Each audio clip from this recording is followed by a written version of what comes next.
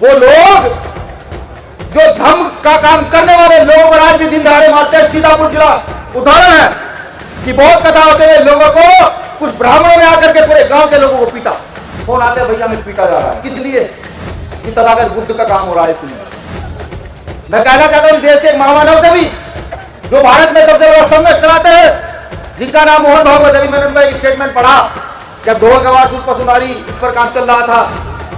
अब से पहले उतारण के अधिकारी थे, आज की नई व्यवस्था में वो शिक्षा के अधिकारी हो गए। तो मैंने सुना उनका स्टेटमेंट कि शायद शास्त्रों में कुछ लोगों ने मिस्टेक कर दी, उसकी समीक्षा होनी चाहिए। मुझे लगा कि कोई बुद्धिजीवी व्यक्ति है, तो मैं तो निवेदन करता हूं उनसे हाथ जोड़ करके, जब इतिहास की इतनी जानकारी है तो ये क्यों नहीं बताते ये सम्राट अशोक का चंद्रगुप्त मौर्य का देश है? ये क्यों नहीं बताते ये तो हमें बुद्ध का देश है? एक बार अपने मुंह से कह दो, वहां बैठकर कह दो कि ये देश भारत देश बुद्ध का देश है।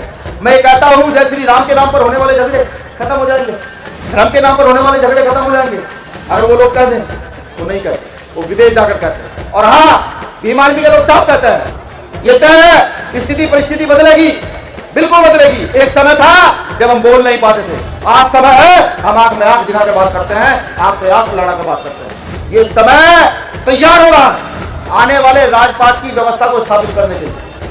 पहले जय श्री राम के नाम पर हत्या नहीं होती थी। ये सिर्फ शासन का प्रभाव है कि आज जय श्री राम के नाम पर हत्या हो रही है। आज लगातार बड़े बड़े पंडाल लगाए जाते हैं, बड़े बड़े स्टॉल लगाए जाते हैं धर्म के नाम पर, लेकिन किसी गरीब बेटी की शादी के लिए अनुदान नहीं किया। इतिहास से जो देखा सीखा तो ये तय है, अगर इस व्यवस्था को स्थापित करने के लिए सम्राट अशोक बनना पड़ा, बुद्ध धर्म से पहले वाला या धर्म से बाद वाला, तो बनने में बिल्कुल कोताही नहीं करेंगे, पूरी मजबूती के साथ बनने का प्रयास करेंगे।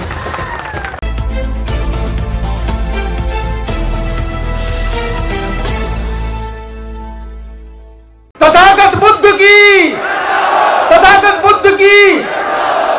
अब दूसरा सवाल मेरा यह है कि आज का जो महासम्मेलन हो रहा है, इसके मुख्य संयोजक का नाम मैं आपसे जानना चाहता हूं। उसके मुख्य संयोजक का नाम क्या है? नहीं, ये जो पट्टी यहां पर खड़ी हुई है तो सब जानते हैं, मैं भी जानता हूं। ये जो लोग बैठे हुए हैं, क्योंकि ये इतिहास की बात है। अगर आज भारत की ऐतिहासिक जमीन पर यह काम हो रहा है तो ये जाहिर सी बात है कल इतिहास में लिखा जाएगा। और अगर आप कल इतिहास में अपने बच्चे को यह बताकर ना जा सको कि एक भंते जी मेरठ की सरजमी पर आए थे और उन्होंने इतिहास को दोबारा जिंदा करने का काम किया, तो फिर क्या फायदा है आने का? क्या नाम है उनका? जी, भंते सुमित रतन जी, जो भी यहाँ पर संचालन भी कर रहे थे। मैं आभार व्यक्त करता हूँ भीम आर्मी टीम की ओर से, अपनी पूरी टीम की ओर से, कि महत्वपूर्ण कार्य जो बाबा साहब अम्बेडकर जी के द्वारा चलाया गया था वो अधूरा था, उसको आप धीरे धीरे करके पूरा कर रहे हैं। यहाँ तमाम वक्ता है, बहुत सारे नाम हैं, विशेषकर जिनको हम अपना गार्जियन मानते हैं, बाबा साहब के परपौत्र माननीय अम्बेडकर साहब और मुख्य उपासक हर्ष बोधी जी। मैं आपको नमन वंदन करते हुए, वे मंच पर मंचासीन सभी साथियों को नमन वंदन करते हुए, वे तमाम जितने साथी आए हैं उन सभी को नमन वंदन करते हुए कुछ बातों पर प्रकाश डालूंगा। देखिए, मैं कल का बच्चा हूं, मेरी टीम भी ऐसी है, युवाओं की फौज है, पूरी फौज है, और सीख रही है कुछ इतिहास से पढ़कर, कुछ आप लोगों को सुनकर और जानकर, कुछ ऐसी ऐसी बहुत संगतियों से जो यहाँ पर हो रही है। इतिहास में जहाँ बाबा साहब अम्बेडकर का संघर्ष आता है, वहीं इतिहास में भीमा कोरे गांव का संघर्ष भी पढ़ा जाता है। जहाँ आजादी की लड़ाई आती है वहाँ चमार रेजिमेंट का भी नाम आता है। जहाँ तथागत बुद्ध की करुणा की बात आती है, जहाँ रैदास नानक कबीर की बात आती है, वहां शहीद आलम भगत सिंह और उधम सिंह की भी बात आती है। मैं सहमत हूं, बिल्कुल सहमत हूं कि करुणा होनी चाहिए, मैं सहमत हूं कि शांति भी होनी चाहिए, लेकिन बाबा साहब अम्बेडकर के द्वारा दिया गया जो सम्मान स्वाभिमान मिल गया है, उस सम्मान स्वाभिमान को लेने के बावजूद भी वो अपमान का जीवन कैसे दिया जाए? जैसे उड़ीसा में आज भी बेटियों के रेप हो जाते हैं, वो सम्मान स्वाभिमान का जीवन कैसे दिया जाए? वो लोग जो धर्म का काम करने वाले लोगों को आज भी दिन दहाड़े मारते हैं। सीतापुर जिला उदाहरण है कि बहुत कथा होते हुए लोगों को कुछ ब्राह्मणों ने आकर के पूरे गांव के लोगों को पीटा। फोन आते हैं भैया में पीटा जा रहा है, किस लिए? कि तथागत बुद्ध का काम हो रहा है। इसलिए मैं कहना चाहता हूं इस देश के एक महामानव से भी, जो भारत में सबसे बड़ा सम्मेलन चलाते हैं, जिनका नाम मोहन भागवत। अभी मैंने उनका एक स्टेटमेंट पढ़ा, जब ढोल गवार सुर पसुनारी इस पर काम चल रहा था, अब से पहले वो ताड़न के अधिकारी थे, आज की नई व्यवस्था में वो शिक्षा के अधिकारी हो गए।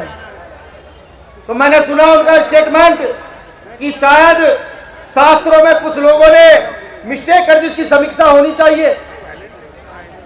मुझे लगा कि कोई बुद्धिजीवी व्यक्ति है, तो मैं तो निवेदन करता हूं उनसे हाथ जोड़ करके, जब इतिहास की इतनी जानकारी है तो ये क्यों नहीं बताते ये सम्राट अशोक का चंद्रगुप्त मौर्य का देश है?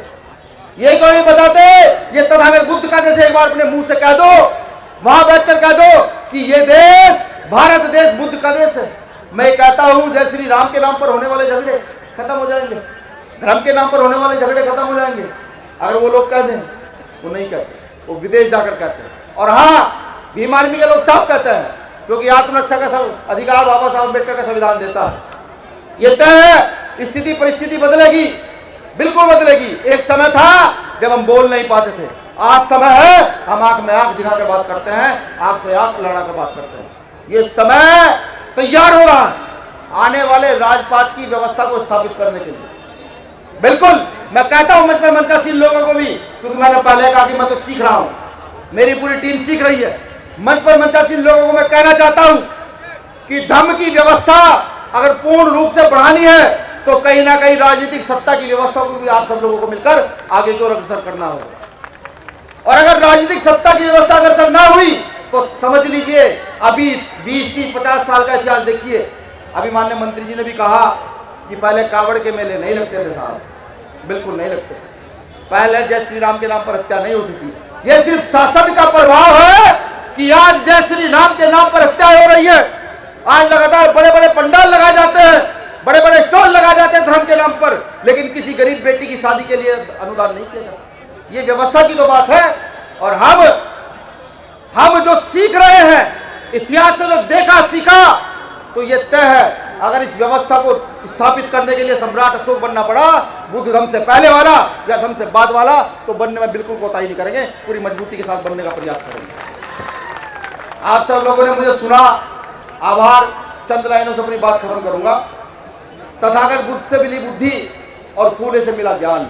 गौर से सुनिएगा, लाइनें तो बहुत ज़्यादा महत्वपूर्ण नहीं है, लेकिन सुनेंगे तो शायद कुछ समझ आ जाए कि बुद्ध से मिली बुद्धि, फूले से मिला ज्ञान, छत्रपति साहू जी महाराज से मिला आरक्षण और बाबा साहब अम्बेडकर से मिला मान, सम्मान, स्वाभिमान और संविधान। जय भीम, जय मंडल, जय जोहार, जय भारत। अगर आप चाहते हैं गरीब हर वंचित इंसान की आवाज आप तक पहुंचे तो हमारे चैनल को सब्सक्राइब करें और बेल आइकन का बटन दबाना ना भूलें। देखते रहिए बहुजन न्यूज।